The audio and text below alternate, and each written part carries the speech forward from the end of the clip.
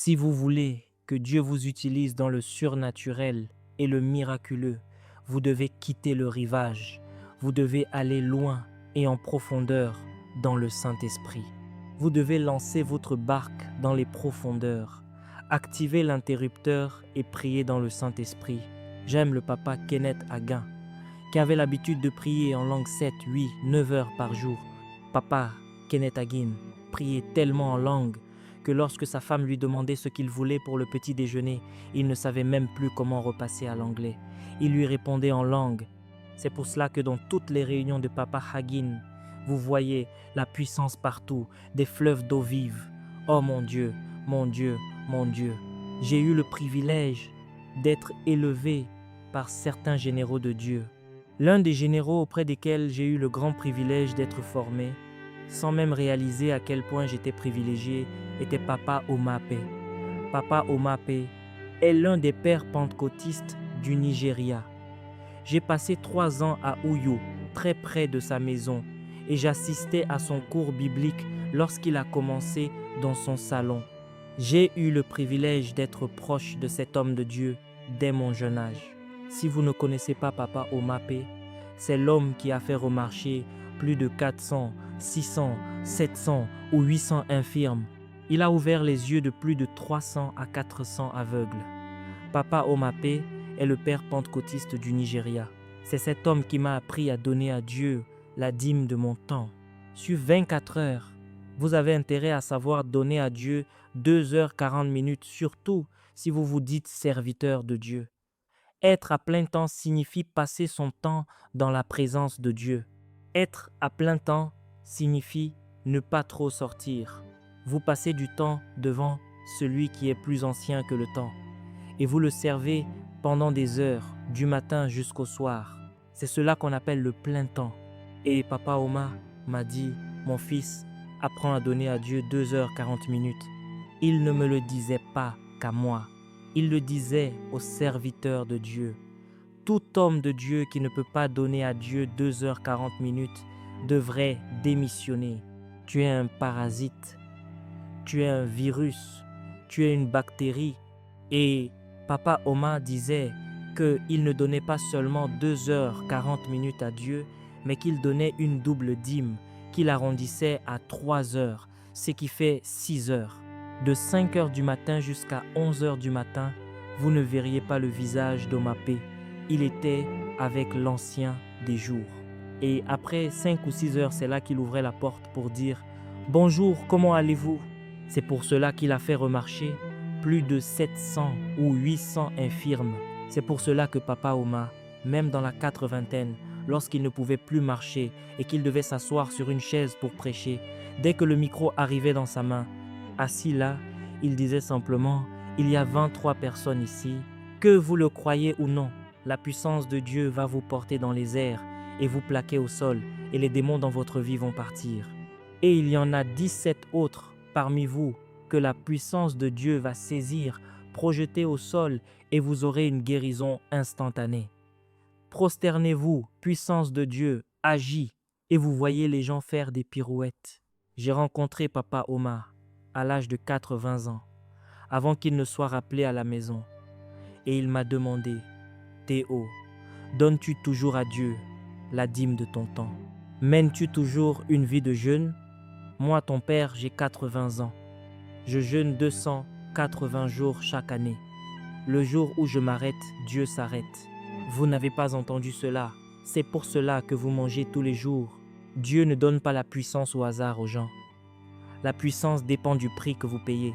Nous avons un homme appelé Adeboye au Nigeria. Il possède le plus grand centre de culte de la planète. Le plus grand centre de culte n'est pas le Dôme d'Or de Dunami, qui peut accueillir 100 000 personnes et qui organise 4 services chaque dimanche. Le plus grand centre de culte s'appelle Redimed Shagamu. Le centre de culte fait 5 km sur 5 km. Lorsque vous entrez par l'arrière, il vous faut 10 minutes pour trouver la chaire. Vous regardez partout dans la salle pour chercher la chaire sans savoir où aller. 5 km sur 5 km. Ils ont eu le plus grand rassemblement de l'histoire humaine cette année. 22 millions de personnes rassemblés en un seul lieu pour adorer Dieu. 22 millions, cet homme jeûne 40 jours. Avant de poursuivre cette vidéo, nous aimerions vous partager un message important.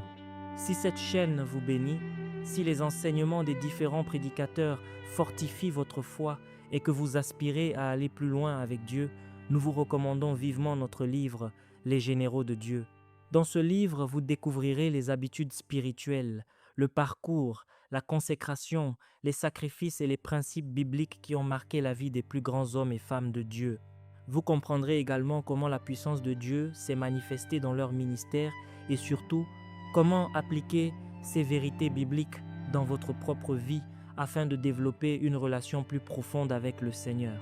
Le lien pour vous procurer le livre se trouve dans la description de cette vidéo ainsi que dans le commentaire épinglé. Nous croyons sincèrement que cette lecture sera une source d'encouragement, d'inspiration et de croissance pour votre vie spirituelle. Merci pour votre soutien et votre fidélité à cette chaîne. Maintenant, cet homme jeûne 40 jours et 40 nuits, 3 fois par an, pas de nourriture, seulement de l'eau. C'est le genre de choses que j'aime entendre. Je sais que vous ne voulez pas l'entendre. Je parle de personnes qui prient dans le Saint-Esprit. Elles activent l'interrupteur du matin au soir. Elles n'ont pas grand-chose à faire avec les hommes. Elles ne se promènent pas et ne s'intéressent pas aux visites touristiques. Ce qui les intéresse, c'est d'aller au ciel et de revenir. Oh, puis-je trouver quelqu'un qui se convertisse? Puis-je trouver des personnes tournées vers les choses d'en haut ce soir? Papa Oma m'a dit: mon fils, je jeûne 280 jours par an et je prie en langue pendant 6 heures chaque matin avant de dire bonjour à quiconque. Il n'est pas étonnant que la puissance de Dieu suive cet homme comme nul autre pareil. Je vois quelqu'un de plus grand qu'Oma P dans cette maison. Je vois un homme puissant, une femme puissante. Je vois des vases de Dieu être suscités par Dieu. Ce n'est ni par la force ni par la puissance. Le Saint-Esprit a un interrupteur.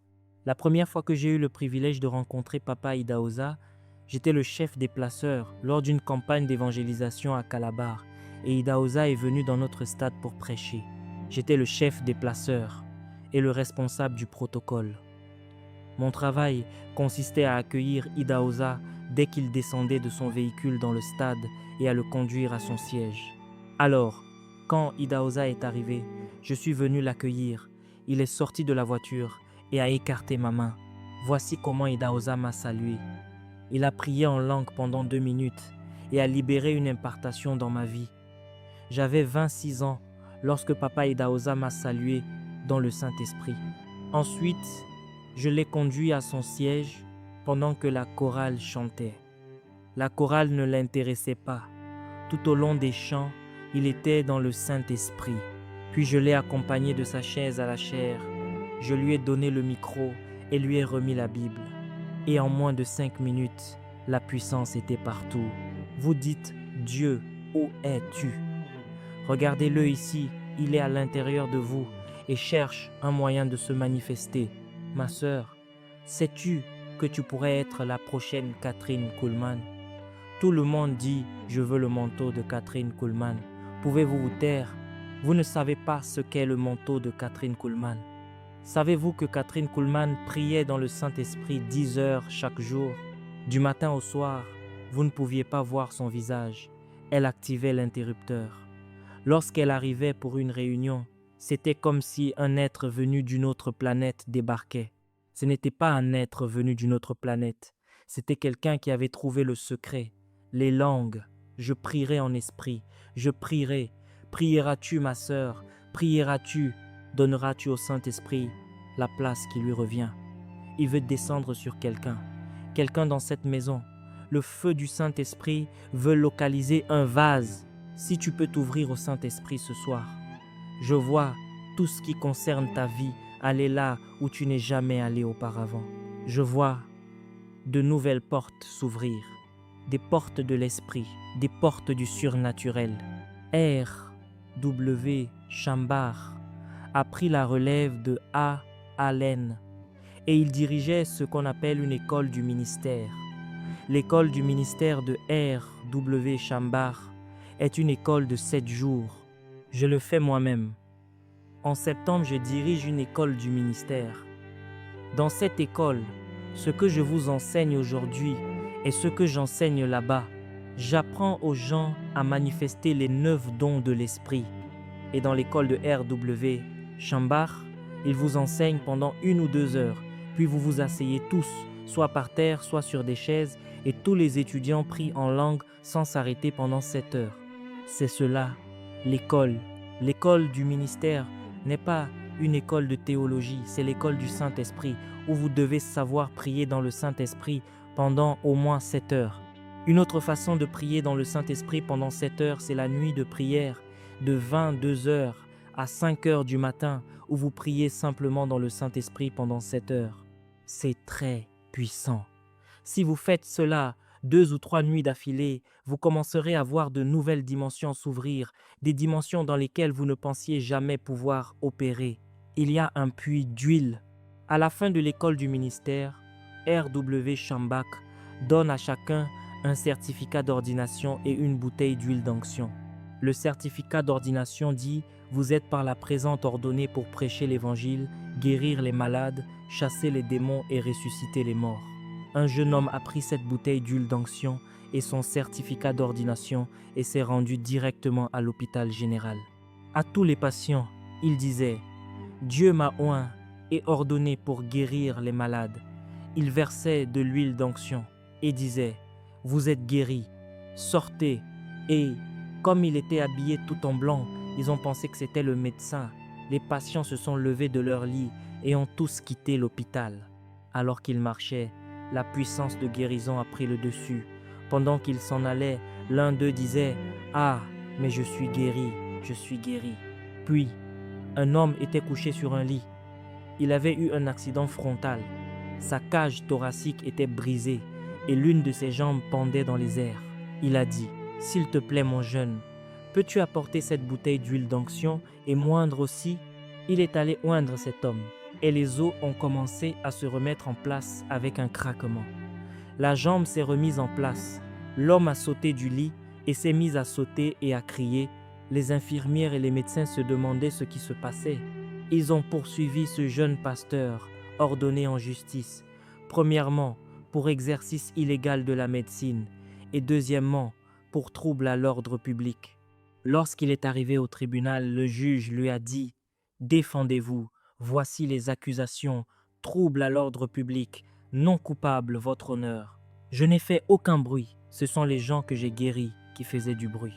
Deuxièmement, j'ai mon certificat, ordonné pour guérir les malades, chasser les démons et ressusciter les morts. » Le juge a dit « Nous suspendons la séance pendant 15 minutes. » Puis il a dit « Jeune homme, peux-tu me voir dans mon bureau ?»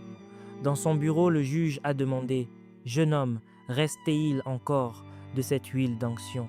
Je souffre d'hémorroïdes depuis très longtemps. » Le jeune homme a répondu « Votre honneur, que l'huile d'onction soit là ou pas, la puissance est ici. » Il a imposé les mains au juge et le juge s'est mis à parler en langue. La puissance de Dieu est descendue sur le juge. Les hémorroïdes ont disparu et le juge a dit « Jeune homme, retournons au tribunal. Affaire classée. » C'est une histoire vraie, vous pouvez aller sur YouTube. Vous la trouverez, l'école du ministère de R.W. Chambard. Je la dirige chaque année, cette école du ministère. Vous ne devez pas venir à l'église chaque dimanche pour rester toujours le même, toujours le même, toujours le même, sans manifester le Saint-Esprit. Ah, il y a un interrupteur. Pouvons-nous activer l'interrupteur maintenant?